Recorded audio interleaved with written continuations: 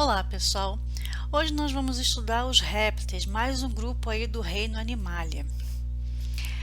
Os répteis são chamados de cordados aminiotas, que temos ali também junto com os répteis, né? As aves e os mamíferos dentro desse grupo dos cordatas aminiotas. Por que eles são classificados assim? Porque eles possuem o ovo amniótico, um ovo com casca, mas que tem ali membranas que vão auxiliar o desenvolvimento do embrião. Então você observa aqui na figura o embriãozinho, né? Aqui dentro do ovo. Aí tem algumas membranas ao seu redor. Nós temos aqui, né, a casca do ovo. Aí aqui tem o córium, tem o alantoide e o saco vitelínico. Então essas membranas que ficam aqui ao redor do ovo, no caso dentro do ovo, ao redor do embrião, é que vai proteger, auxiliar na respiração e outras funções. Por isso, né, chamado, né, de ovo amniótico, porque também tem um líquido aqui dentro que imita o ambiente aquático. Então, quais são a função desses anexos embrionários? Então, o âmnio é uma bolsa de água que protege o embrião contra choques mecânicos, tá? Contra impactos. Então, ali fica aquela aguinha ali em volta, protegendo o embriãozinho. O córium faz as trocas gasosas, então promove a respiração para o embrião.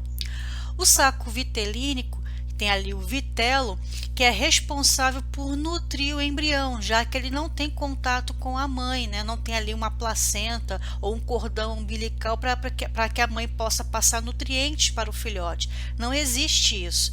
Então precisa que tenha dentro do ovo bastante vitelo para que possa nutrir o embrião durante o seu desenvolvimento. Temos também o alantoide, que vai armazenar as excretas produzidas pelo embrião.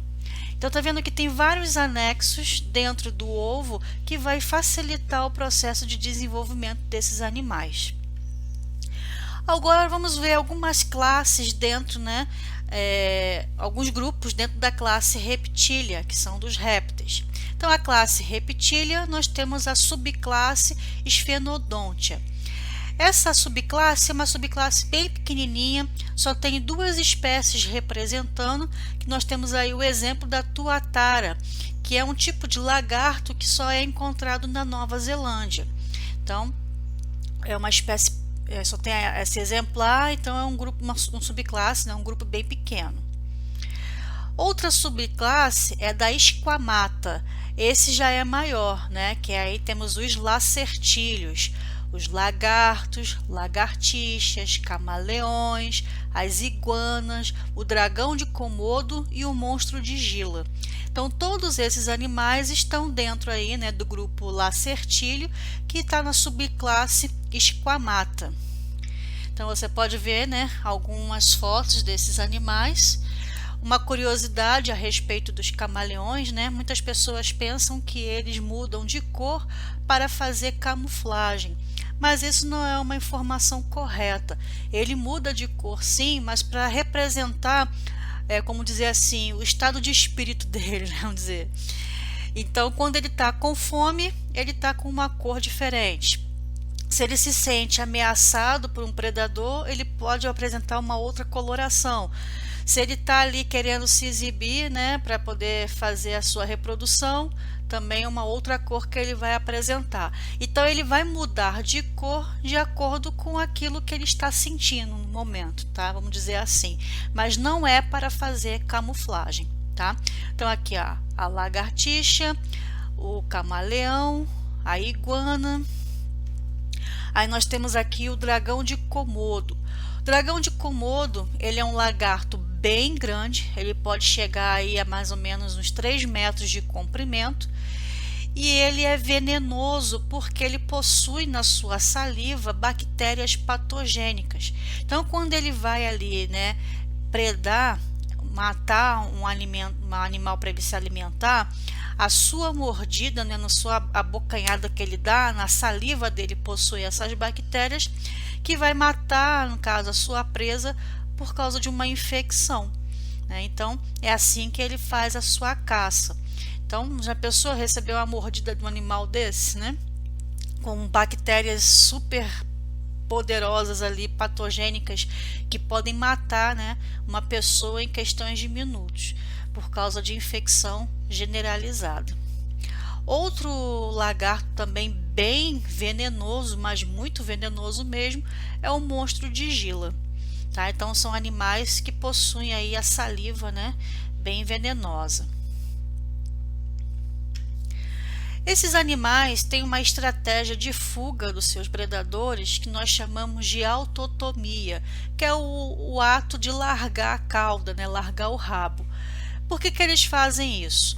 Então, a uma determinada altura do corpo, a cauda se desprende do restante do seu corpo e ela fica ali se debatendo para chamar a atenção do predador que vai, né, abocanhar, vai predar ali a cauda que está em movimento. E com isso ele consegue, ó, fugir, né? E depois cresce novamente, né? Ele consegue fazer regeneração e cresce uma nova cauda. Então, ele faz esse processo de autotomia para justamente conseguir aí, né, fugir do seu predador. Então, os lagartos, lagartixa faz muito isso. Temos também as anfisbenas, que é conhecida como cobra de duas cabeças. Não é porque ela tem duas cabeças, ela tem uma cabeça só. Só que as duas extremidades do corpo, né, a cabeça e a cauda, são muito parecidas. Então, por isso que ela é conhecida como cobra de duas cabeças, mas na verdade ela tem uma única cabeça. E esses animais, apesar de ser chamado, né, de cobra de duas cabeças, não são, só tem uma cabeça, eles possuem ali patas vestigiais e eles vivem enterrados no solo, então é muito difícil da gente visualizar. As serpentes ou as cobras, né, possuem ali escamas e fazem mudas, então elas trocam de pele. E o chocalho da cascavel, por exemplo, aquele barulhinho que ela faz, né, para poder justamente avisar que está ali, você, ó, fugir para não ficar ali para ser picado por ela, é justamente devido a essas mudas que elas vão fazendo da sua pele. Então, a cada troca de pele que elas fazem, vai criando ali, né, um anelzinho dentro do seu a porção final, né, da sua cauda, que faz o barulhinho quando ela balança, que é o famoso chocalho, tá? Os lagartos, né, eles perderam as pernas, no caso, na evolução, e por isso, né, deram aí a origem às suas, que a gente conhece como as cobras. Então, cobras e serpentes são lagartos que perderam as suas pernas, porém possuem grande habilidade de locomoção, né? Elas conseguem rastejar ali no solo e conseguem ser bem rápidas. Elas também possuem uma capacidade de abrir a boca muito grande. Elas engolem alimentos que são até maiores do que a sua boca, porque elas conseguem deslocar a mandíbula e fazer ali uma abertura de 180 graus. Então você vê assim, a boquinha é pequenininha, mas depois quando ela desloca a mandíbula e abre, ela consegue engolir ali alimentos que são bem maiores do que ela, bem grandes.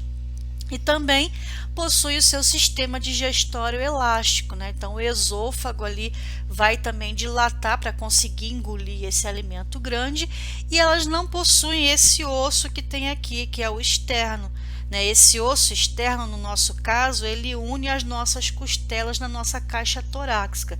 As cobras, né, ou serpentes não possuem esse osso externo para facilitar justamente, né, a dilatação e engolir ali o alimento que, no caso, é maior, né? Algumas possuem veneno, não são todas as cobras que têm veneno, são algumas. E veneno, na biologia, nós chamamos de peçonha. Então, são cobras, né, animais peçonhentos, são aqueles que têm veneno. E geralmente, né, essas cobras que têm veneno, elas possuem uma cabeça no formato triangular para abrigar aqui nessas pontas do triângulo, né, que forma ali a cabeça, justamente as suas glândulas salivares, que é a bolsa de veneno. Então, na cobra, o veneno nada mais é do que a própria saliva da cobra, tá? Que vai auxiliar ela a caçar. Então, ela vai morder o alimento, liberar ali o veneno para que a presa morra e ela consiga se alimentar, tá? Então, o veneno nada mais é do que a sua própria saliva. Quais são os tipos de dentição que nós encontramos nas cobras? Então, tem quatro classificações que podemos fazer em relação ao tipo de dentição. Temos as cobras do tipo áglifas, que são aquelas que não têm o dente inoculador, então elas não têm veneno, tá? Exemplo, a jiboia, a sucuri, a piton. Então, como é que elas fazem para poder conseguir matar a sua presa para se alimentar? Elas se enrolam na presa e vai estrangulando, né? Então, conforme ela vai apertando ali, então a presa não consegue mais respirar, porque a caixa torácica, né, ela é comprimida, então ela fica ali presionada dentro da cobra, então ela morre asfixiada. E às vezes também, né, dependendo da força aplicada ali, pode quebrar até alguns ossos dessa presa. Então, essas cobras, como a jiboia, a sucuri e a piton, são do tipo áglifas. Não tem dente inoculador, não tem veneno, né? Então elas vão matar a presa circulando o corpo da presa e apertando. Temos também a opistóglifa. Essa já possui veneno, porque tem o dente inoculador. Só que o dente inoculador dessas cobras ficam lá atrás. Então os acidentes provocados por essas cobras são pequenos, quase não existe, né? Exemplo aí de cobra opistóglifa, nós temos a coral falsa. Então o dente de veneno, inoculador de veneno, fica lá atrás. E as cobras proteróglifas, o dente inoculador, além de ser fixo, né, ele não se move, ele fica paradinho ali e fica aqui na frente, tá? Então nós temos aí a cobra coral verdadeira. Então essa é a diferença entre a cobra coral falsa e a cobra coral verdadeira. É onde, né, fica a posição do dente inoculador de veneno.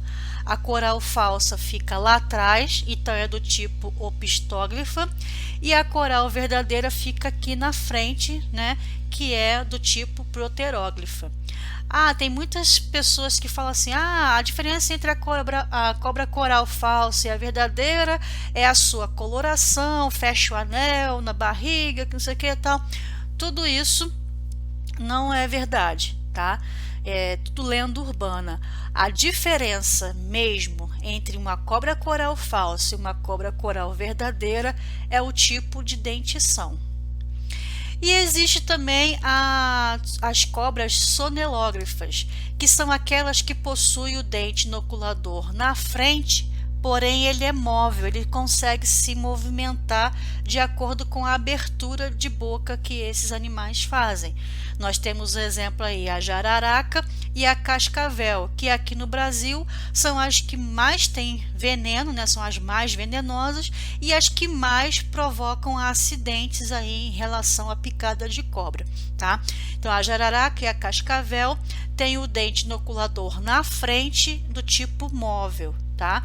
Que nós chamamos na classificação sonelóglifa. Aí aqui tem os desenhos para vocês, né, observarem a diferença. Então aqui, ó, a áglifa, que é aquela que não tem dente inoculador, então tem vários dentezinhos aqui, né, todo serrilhadinho, pequenininho do mesmo tamanho, só que não tem o dente inoculador de veneno. Então significa que essas cobras aqui não têm veneno. A opistóglifa fica lá atrás, o dente inoculador, então essa daqui já tem veneno, né, que é o caso da cobra coral falsa. E no caso da cobra coral verdadeira, o dente inoculador de veneno ele fica aqui na frente, né, que nós chamamos de proteróglifa, e esse aqui é fixo, tá? E no caso da jararaca e da cascavel, é a sonelógrafa, que é aqui, ó, ele é móvel, então tem essa membrana aqui e o dente se movimenta aqui dentro, ele faz, né, essa abertura aqui para facilitar a picada, né, e inoculação do seu veneno, ok? Então aqui, ó, é o dente na frente fixo, que é esse daqui, e aqui é o dente na frente móvel, que é esse daqui. Aí aqui, né, tem algumas fotos, a cobra coral, né, aqui a cascavel com seu chocalho. Então cada anelzinho desse daqui, ó, é formado de acordo com a troca, né, de pele que esses animais fazem, a muda, tá? A jararaca e a cascavel possuem também um órgão que ele é chamado de fosseta loreal, aqui ó, indicado pela seta, ó. Fica entre o olho e as suas narinas. Então fica bem aqui entre o olho e a narina, fica bem no meiozinho mesmo. Aqui na setinha vermelha está indicando. Esse órgão chamado fosseta loreal, ele é um órgão termorreceptor, então ele capta o calor das suas presas de sangue quente. Então ela consegue perceber o calor ali, vamos supor que esteja passando ali um roedor. Ele é um animal de sangue quente, então ela consegue perceber esse calor, então ela vai atrás para poder caçar, devido à presença desse órgão termorreceptor, que é a fosseta loreal. Apesar delas, né, possuírem narinas, mas como é que elas sentem o cheiro, né? O olfato delas é feito pela captação de partículas de odor com a sua língua. Por isso que a cobra está sempre colocando a língua para fora, né? Ela bota para fora e recolhe, bota para fora e recolhe. Por que ela fica fazendo isso? Para justamente sentir o cheiro das coisas, né? Então é assim que ela sente, né, o cheiro. Então a língua capta partículas, né, odores que ficam ali ao redor dela, né? Ela engole essa língua que entra em contato com o céu da boca, onde tem ali as células que vão captar essas partículas de odor e assim ela conseguir, né, sentir o cheiro. Então é assim que as cobras, né, sentem o cheiro, que fazem o olfato, tá? Através da língua, captando partículas, né, de odor do ambiente, levando até o céu da boca, onde ficam essas células que vão captar essas informações. Se você for picado por uma cobra, o que você deve fazer? Quais são os primeiros socorros, né, que você deve fazer com você, se você for picado, ou ajudar alguém que tenha sido picado por uma cobra? Primeira coisa a se fazer é acalmar a vítima, porque as pessoas ficam nervosas achando que vai morrer rápido, né, por causa de uma picada de cobra. Aqui no Brasil, mesmo tendo aí a jararaca e a cascavel, que são cobras, né, com um veneno bem forte, mas se você não for picado por uma mamba negra ou então uma... como é que é o nome daquela cobra? Esqueci agora o nome da cobra, mas é aquela cobra que tem lá na Índia que abre assim, né? A naja, lembrei. Então, se você não for picado pela naja e nem pela mamba negra, você não precisa se preocupar, né? Porque aqui no Brasil não tem essas cobras.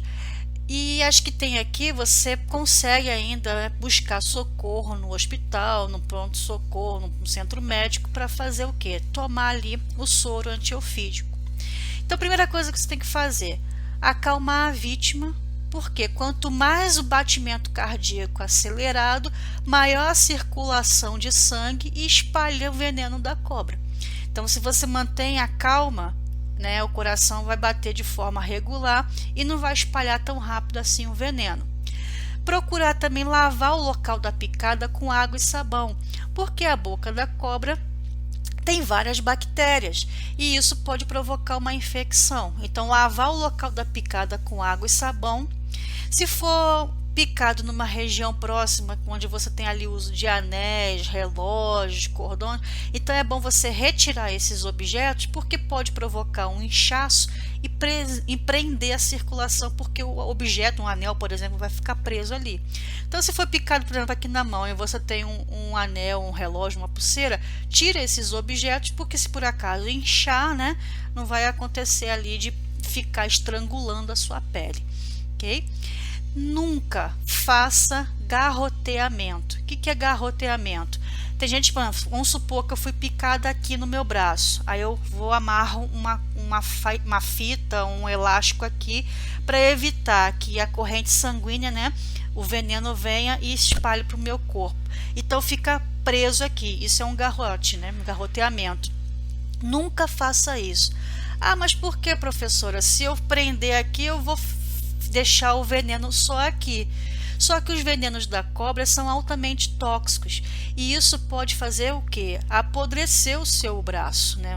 Se for picado aqui, né? Vai apodrecer o seu membro. Então você vai falar assim: ah, mas eu prefiro perder um braço do que perder a vida.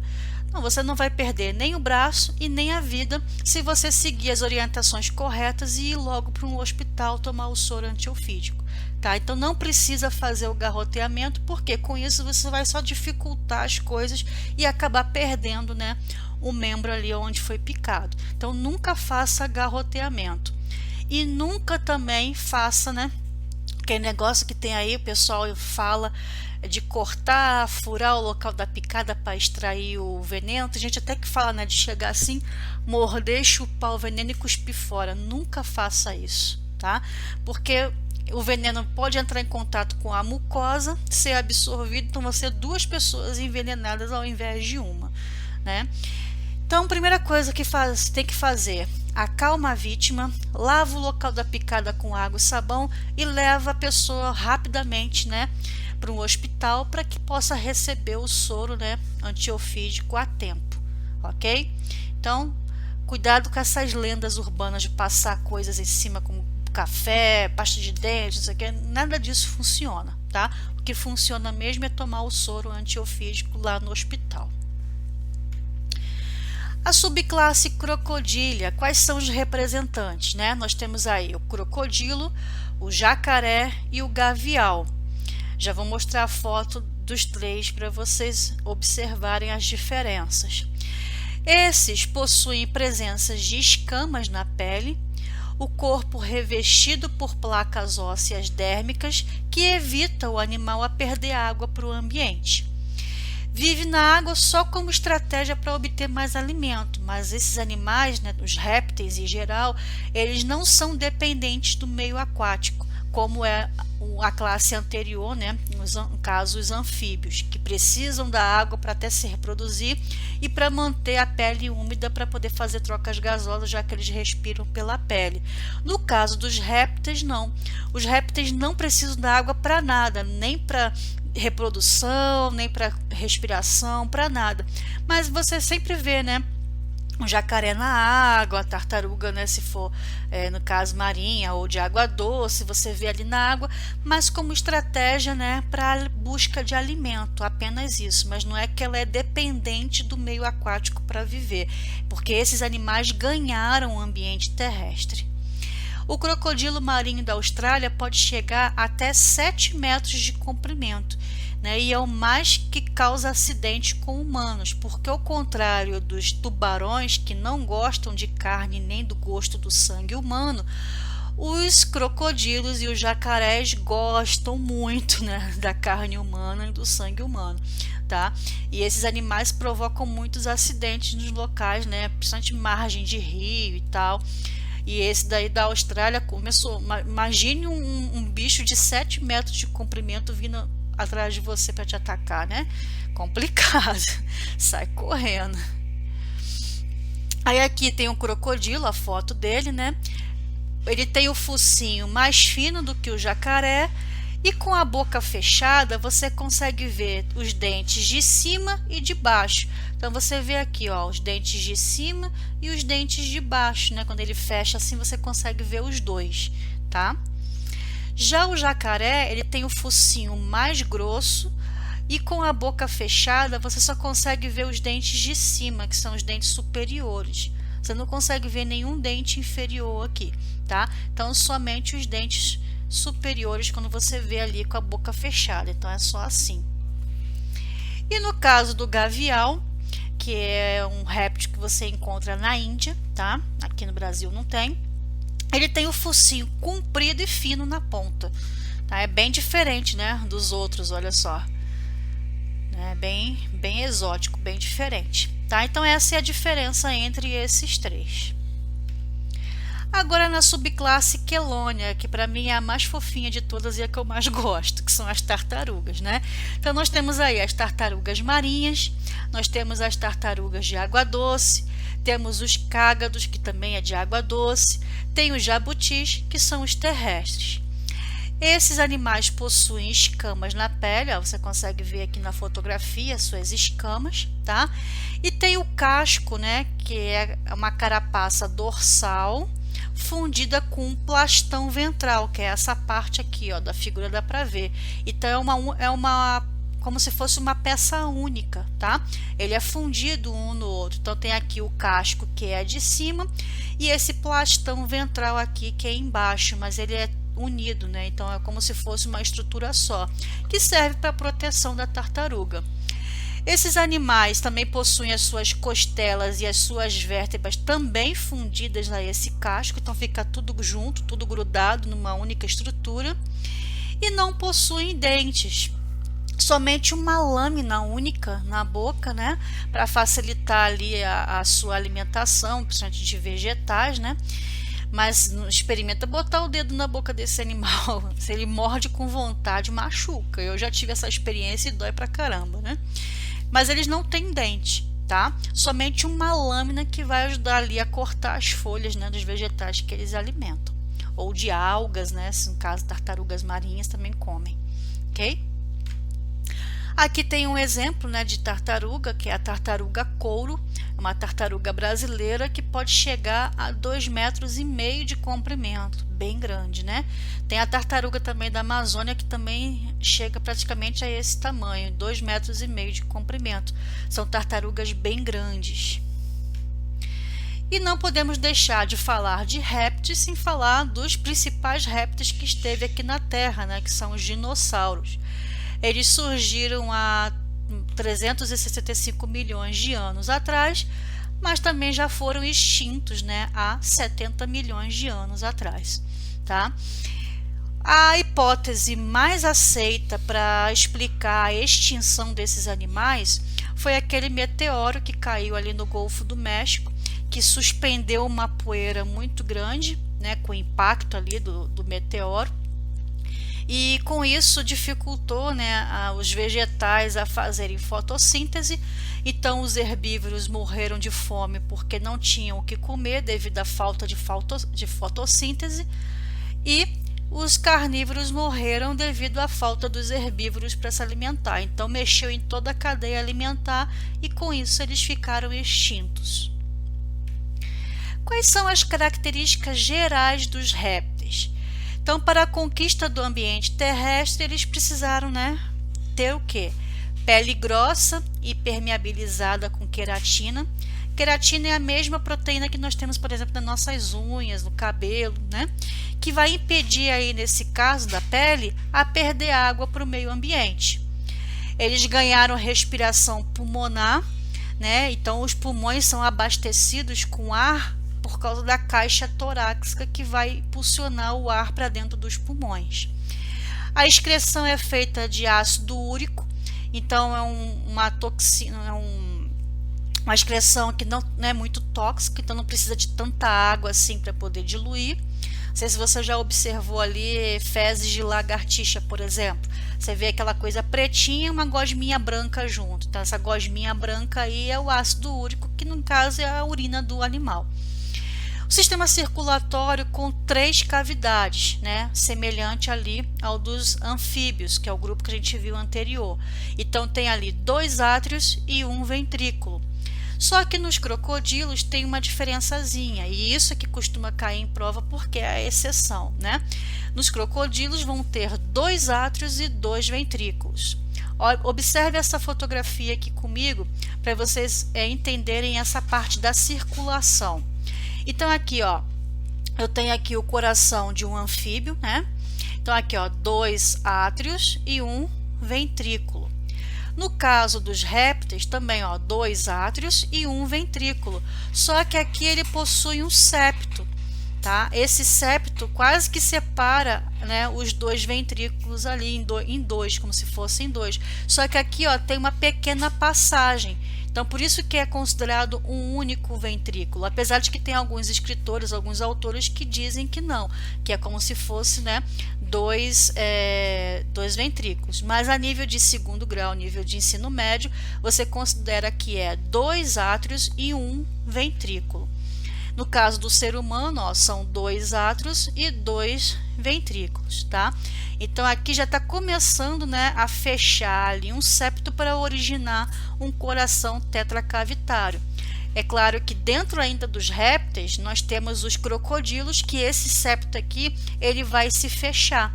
E se fechando, aí sim vai formar 2 átrios e 2 ventrículos.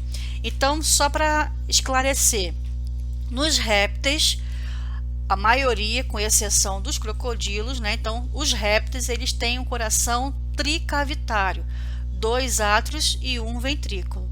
Com exceção dos crocodilos, que é tetracavitário, tem 2 átrios e 2 ventrículos. E se eu lhe perguntar qual é o tipo de circulação do coração dos répteis?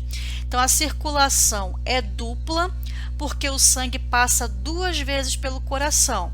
Então, o sangue vem do corpo, para ali no coração, do coração é bombeado para o pulmão, onde ele é oxigenado, volta ao coração, que depois é distribuído por todo o corpo, né? Lembra da pequena e grande circulação, né? Então, passa 2 vezes o sangue pelo coração, então é uma circulação do tipo dupla. É incompleta porque existe mistura de sangue arterial com sangue venoso. E é fechada porque o sangue não sai dos vasos sanguíneos. Observe essa outra figura aqui em relação aos corações, né, dos próprios répteis. Então aqui nós temos, né, o lagarto, a cobra, a tartaruga e o crocodilo. Então aqui, ó, esses 3 aqui, ó, o lagarto, a cobra e a tartaruga, eles possuem, ó, 2 átrios e 1 ventrículo. E o septo aqui, ó, ele não é completamente fechado, tem uma passagem aqui. Então, por isso que mistura sangue arterial com venoso. Só que essa mistura é bem pouca e não interfere muito no sistema do animal, nem na saúde dele.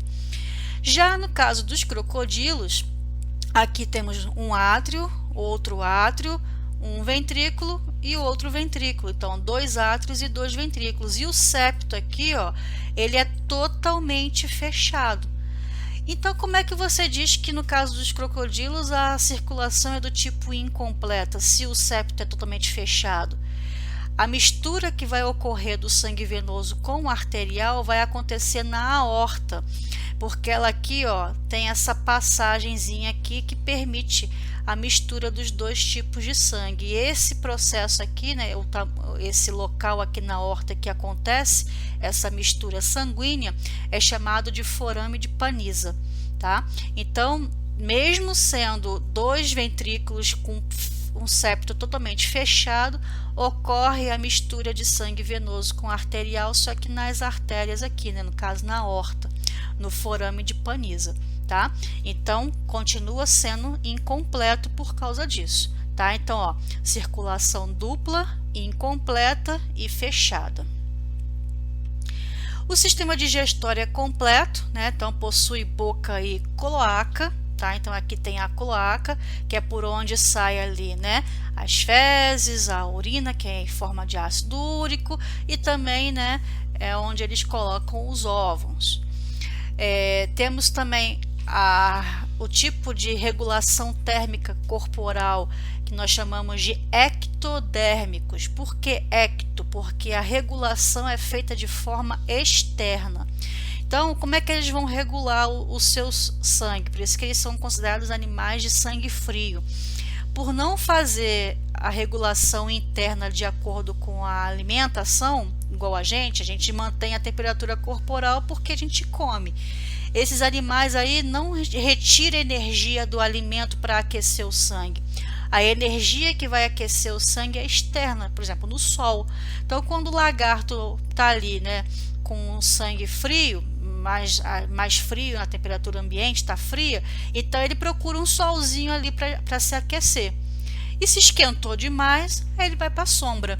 Então ele fica fazendo essa regulação de forma externa, tá? Fica no sol ou na sombra, ou até mesmo entra na água para resfriar um pouquinho até mais. Então, essa temperatura vai ser regulada de forma externa, por isso o nome ectodérmico. E como é que é feita a reprodução desses animais? Eles possuem sexos separados, então tem o macho e a fêmea.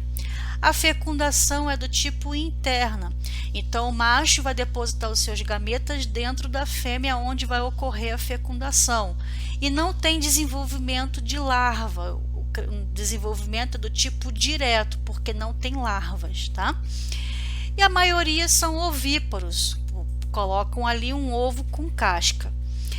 No caso das tartarugas, né? É muito interessante observar aqui, ó, tem uma foto da colocação, da deposição desses ovos. Então, as tartarugas marinhas, por exemplo, né? Elas vão ali na areia da praia, cavam um buraco, depositam seus ovos e enterram, vão para o mar e nunca mais encontram ali com seus filhotes, porque não existe cuidado parental. Então, a tartaruga não fica ali chocando os ovos, cuidando dos seus filhotinhos quando nasce, nada disso. Ela não tem cuidado parental nenhum. Os outros répteis, como os lagartos, por exemplo, eles ainda têm um certo cuidado com os ovos, mas não com os filhotes. Uma vez que nasceu ali os jacarezinhos, os lagartos, cada um por si, e os pais não estão nem aí para os filhotes, tá?